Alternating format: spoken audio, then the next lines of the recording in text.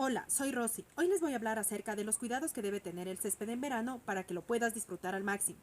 Lo importante es regar y cortar. Número 1. Aprende a regarlo. No solamente se trata de colocar agua, sino que debes conocer el tipo de césped, la calidad del suelo y también la forma de cómo cortarlo. Esto te ayudará incluso a mantener el césped y a ahorrar agua. Número 2. Especies que resistan a la sequía.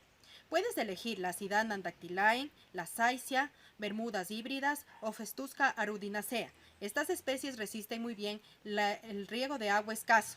Número 3.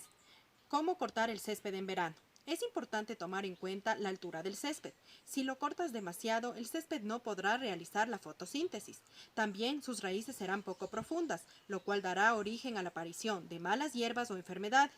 Lo recomendado en verano es dejar a una altura de entre 5 a 7 centímetros. Número 4. ¿Con qué frecuencia tengo que cortar el césped? Esto depende con qué rapidez crezca el césped, si lo hace rápido o lento. Si lo hace rápido, deberás cortarlo con mayor frecuencia. Además, en verano es recomendado utilizar la regla del 1/3. ¿Qué significa esto? Que debes no sobrepasar el 1/3 de la medida que debe tener. Número 5. Rutinas de corte para un césped perfecto. Es recomendado no cortar el césped cuando el suelo esté húmedo o el césped esté mojado. También es recomendado pasar la máquina de cortar en todas las direcciones. Esto favorecerá su óptimo crecimiento. Número 6. Problemas veraniegos. El suelo se ha compactado. Si observas que el suelo está duro, la hierba poco densa, esto es seguramente porque el suelo se ha compactado.